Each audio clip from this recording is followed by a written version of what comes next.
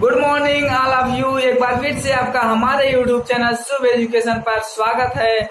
और फ्रेंड्स, अभी तक आप लोगों ने जाना होगा कि किसी भी स्क्वायर यानी वर्ग का क्षेत्रफल कैसे निकालते हैं, आयत का क्षेत्रफल कैसे निकालते हैं, वृत्त का क्षेत्रफल कैसे निकालते हैं और समांतर चतुर्भुज का क्षेत्रफल कैसे निकालते हैं। तो इन सब टॉपिक पर हम पहले भी चर्चा कर चुके हैं और आज की इस टॉपिक पर हम चर्चा करने वाले हैं कि किसी भी वृत्त से जो संबंधित होते हैं उनका हम क्षेत्रफल कैसे निकालते हैं। तो ये वीडियो आप लोगों के लिए बहुत इंपॉर्टेंट होने वाली है, कृपया इन तक बने रहिए। और अगर आप मेरे चैनल पर नए आए हैं तो मेरा ये चैनल आप लोग सब्सक्राइब कर लीजिए और बगल में बेल आइकन को प्रेस कर दीजिए ताकि हमारी आने वाली सारी वीडियो की नोटिफिकेशन आपको मिलती रहे। तो चलिए गाइस, शुरू करते हैं आज की वीडियो।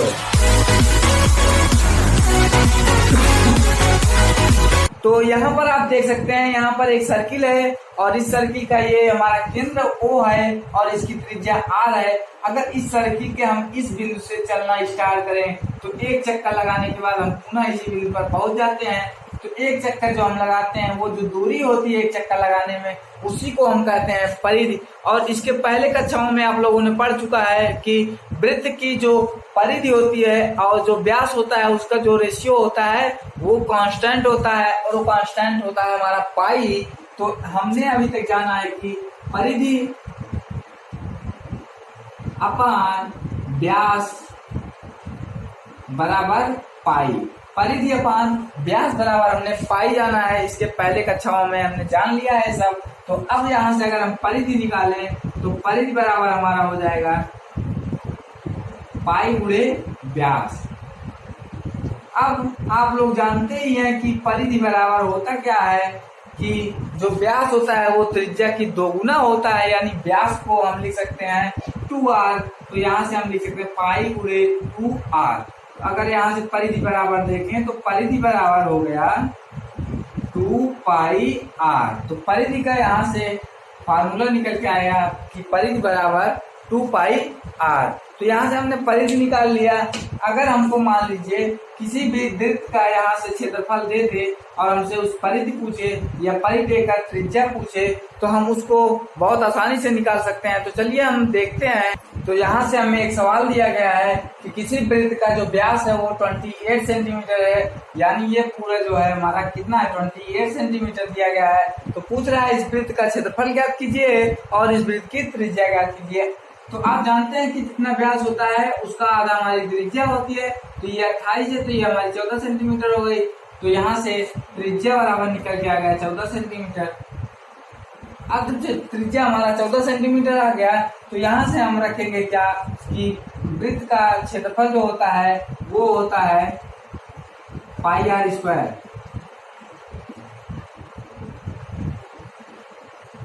वृत्त का क्षेत्रफल बराबर पाई आर स्क्वायर है। तो यहाँ से वृत्त का क्षेत्रफल हमको निकालना है तो पाई का वैल्यू जो होता है हमारा 22/7 इसको रखा जाता है।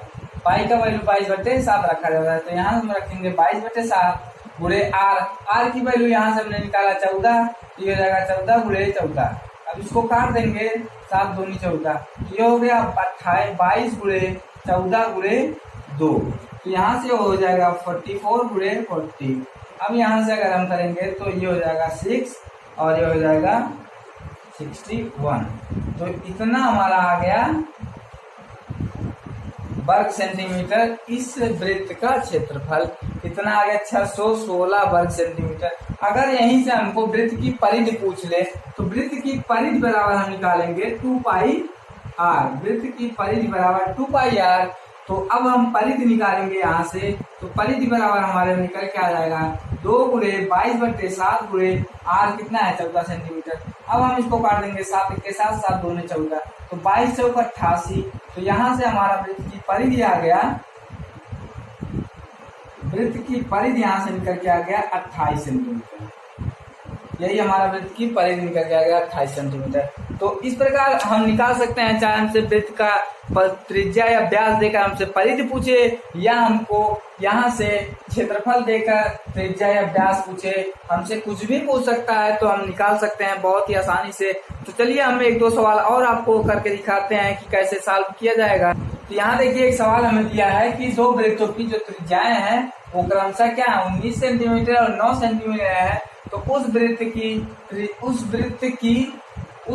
की क्या निकालना है इसमें, उस वृत्त की त्रिज्या ज्ञात करो, उस वृत्त की त्रिज्या ज्ञात कीजिए जिसकी परिधि इन दोनों वृत्तों की परिधियों के योग के बराबर हो। अब हम क्या करेंगे, अगर पहली वृत्त की यहाँ से परिधि निकालें, देखिए लिखा है कि उन दोनों वृत्तों की जो परिधियां हैं, परिधियों के योग के बराबर जो होगा उसका हमको क्षेत्रफल निकालना है। तो पहले का अगर परिधि निकालें, परिधि C1 का, तो C1 का हो जाएगा 2 पाई R1, तो यहाँ से 2 पाई R1 तो हो जाएगा 2 पाई प्लस 2 पाई R1 की जगह 90 में हो जाएगा, तो ये हो जाएगा 9 दूनी 18, ये हो जाएगा 38 पाई। पहले का परिधि हो गया। अब परिधि दूसरे का निकाले यहाँ से, तो परिधि C2 बराबर हो जाएगा 2 पाई R2, तो यहाँ से हो जाएगा 2 पाई मल्टीप्लाई R2 की जगह 9 सेंटीमीटर, तो ये हो जाएगा 9 दूनी 18 पाई। अब ये हो गया हमारा 18 पाई। अब हम क्या करेंगे कि उस वृत्त की त्रिज्या निकालना है जिसकी उन दोनों के परिधियों के योग के बराबर, यानी इन दोनों को जोड़ देंगे तो उसकी हमको त्रिज्या निकालनी है। तो नए वृत्त की त्रिज्या बराबर, नए वृत्त की त्रिज्या इसको जोड़ देंगे 38 पाई को हम लिख सकते हैं 2 पाई मल्टीप्लाई 19 प्लस 2 पाई मल्टीप्लाई 9। अब देखिए 2 पाई दोनों में है, तो 2 पाई हम ले लेंगे कॉमन, तो यहाँ से हमारा हो जाएगा 2 पाई कॉमन हो गया। अब यहाँ 19 बचा और यहाँ 9 बचा, तो 19 प्लस 9, तो 19 में 9 हम ऐड करेंगे तो हमारा 2 पाई, ये हो जाएगा 19 और 9 28। अब देखिए वृत्त की परिधि क्या होती है, 2 पाई आर, वृत्त की परिधि होती है 2 पाई आर। तो देखिए 2 पाई ये हमारा हो गया 2 पाई और आर की जगह हमारा हो गया, यानी जो नया वाला है आर की जगह हमारा 28 हो गया, तो यहाँ से आर बराबर हो गया 28 सेंटीमीटर। तो ये हमारा दोनों के परिधियों के योग से जो हमारा निकल के आया वो हमारा आर बराबर 28 सेंटीमीटर हो गया। अब हम और एक दो सवाल लगाते हैं इस पर, चलिए टाइप करते हैं। तो यहाँ पर हमने एक और सवाल नया लेकर आया कि दो वृत्तों की त्रिज्याएं जो है क्रमशः 8 सेंटीमीटर और 6 सेंटीमीटर है। तो उस वृत्त की हमको त्रिज्या पूछ रहा है जिसकी क्षेत्रफल दोनों वृत्तों का क्षेत्रफल के योग के बराबर हो। अब हम दोनों वृत्तों का क्षेत्रफल निकालेंगे। तो पहले वृत्त का क्षेत्रफल निकालेंगे तो पाई R1 का स्क्वायर प्लस दोनों का योग पूछा है तो दोनों को ऐड कर देंगे, पहले का पाई R1 स्क्वायर और दूसरे का पाई R2 स्क्वायर। अब देखिए तो बराबर हो जाएगा नए का क्षेत्रफल, नया एरिया, तो जो न्यू एरिया होगा हमारा, नया एरिया जो होगा, पाई देखिए दोनों में कॉमन है तो पाई हम लिख लेंगे और R1 square plus R2 square, R1 square plus R2 square. तो यहाँ से पाई हो जाएगा R1 की जगह हम 8 लिख देंगे, 8 का स्क्वायर प्लस 6 का स्क्वायर। तो यहाँ से हम निकालेंगे पाई इंटू 8 का वर्ग 64 प्लस 36। अब इसको हम जब ऐड कर देंगे तो हमारा हो जाएगा पाई इंटू 100 को हम लिख सकते हैं 10 का वर्ग लिख सकते हैं, तो यहाँ से हम लिख देंगे पाई इंटू 10 का वर्ग। अब देखिए जो न्यू एरिया हमारा आया है इसी का हमको क्या निकालना है, क्षेत्रफल निकालना है। तो क्षेत्रफल होता है पाई आर स्क्वायर, पाई तो देखिए यहाँ हमारा है और आर स्क्वायर की जगह हमारा 10 है, 10 का स्क्वायर है तो यानी आर की जगह हमारा क्या है 10 है, तो हम आर बराबर कह सकते हैं 10 सेंटीमीटर। आर बराबर 10 सेंटीमीटर, जब आर बराबर 10 सेंटीमीटर आ गया तो यही आर जो है हमारी 10 है, यानी यही हमारी त्रिज्या हो गई वृत्त की। तो वृत्त की त्रिज्या जो हो गई 10 सेंटीमीटर हमारी आ गई। तो इस प्रकार इसका त्रिज्या हम निकाल लिए। अब हम और इससे थोड़ा सा डिफरेंट टाइप के सवाल देखेंगे। चलिए यहाँ पर हम एक अच्छी सी सवाल लेकर आए हैं। सवाल क्या है कि किसी कार के प्रत्येक पहिए का जो व्यास है वो 80 सेंटीमीटर है। यदि यह कार 66 किलोमीटर प्रति घंटे की चाल से चल रही है तो 10 मिनट में प्रत्येक पहिए कितने चक्कर लगाएंगे, यही हमको निकालना है इसमें। तो सबसे पहले यहाँ से हमको व्यास दिया है, तो व्यास से हमको हमारी त्रिज्या आ जाएगी, त्रिज्या यानी आर बराबर 40 सेंटीमीटर। तो यहाँ से त्रिज्या हमारी 40 सेंटीमीटर आ गई। अब जो ये परिधि है इसका 2 पाई आर है, तो यहां से हम परिधि निकालेंगे, परिधि बराबर 2 पाई आर, यानी 2 पाई और गुणे 40 बराबर 80 पाई। तो यहाँ से परिधि बराबर 2 पाई आर यानी 80 पाई हो गया। अब जब हमारा परिधि आ गया तो इसका चाल जो है कितना दिया है, 66 किलोमीटर प्रति घंटा। तो चाल यहाँ से इसका दिया है 66 किलोमीटर प्रति घंटा। अब ये चाल दिया 66 किलोमीटर प्रति घंटा, और यहाँ हमारा जो दूरी है सेंटीमीटर में, तो हम इसको सेंटीमीटर में बना देंगे। अब सेंटीमीटर में हम कैसे बनाएंगे कि जैसे 66 किलोमीटर ये चला है, तो इसमें हम 66 गुणे इतने से मल्टीप्लाई कर देंगे। अच्छा, इसकी चाल इतना हो गई, तो ये जो है एक मीटर में, या 1 मीटर में कितना चलेगी, 1 घंटा में टोटल कहाँ जा रहा है, मतलब 1 घंटे में निकालेंगे तो इसको 60 से भाग देना पड़ेगा, तो ये हमारा मिनट में आ जाएगा। तो जब ये मिनट में आ जाएगा तो यहाँ हम निकालेंगे 1 0 1 0 कैंसिल हो जाएगा, और इसको काटेंगे तो ये हो जाएगा 11। तो अब हम मल्टीप्लाई करेंगे तो ये हमारा हो जाएगा 11 इतना। तो इतना हमारा ये आ गया। कब? ये हमारा 1 मीटर में आ गया, 1 मिनट में आ गया। ये हमारा 1 मिनट में इतना मीटर जाएगा, 1 मिनट में इतना सेंटीमीटर जा रहा है। तो 10 मिनट में कितना जाएगा, तो 10 मिनट में जब हम निकालेंगे तो 10 मिनट के लिए 10 से मल्टीप्लाई करेंगे, तो ये हो जाएगा 10 से मल्टीप्लाई करेंगे तो ये हो जाएगा 11 लाख सेंटीमीटर। तो ये इतना हो गया 11 लाख सेंटीमीटर। इसके बाद हम क्या करेंगे इसमें कि जो मान लीजिए वो जो पहिया है वो एक चक्कर में, मान लीजिए वो n चक्कर की जो दूरी अपने परिधि के बराबर ही तय कर रहा है। तो यहाँ से हम कह सकते हैं कि 1 मिनट में प्रत्येक पहिया जो है यो n चक्कर लगाता है। मान लीजिए, माना 1 मिनट में प्रत्येक पहिया n चक्कर लगाता है, n चक्कर लगाता है। तो जब हम इसको मानेंगे तो यहाँ से हमारा हो जाएगा कि यम या n गुणे 1 चक्कर, n गुणे 1 चक्कर दिखाई नहीं दे रहा है यहाँ से, तो ऊपर हम लिख दे रहे हैं, यहाँ पर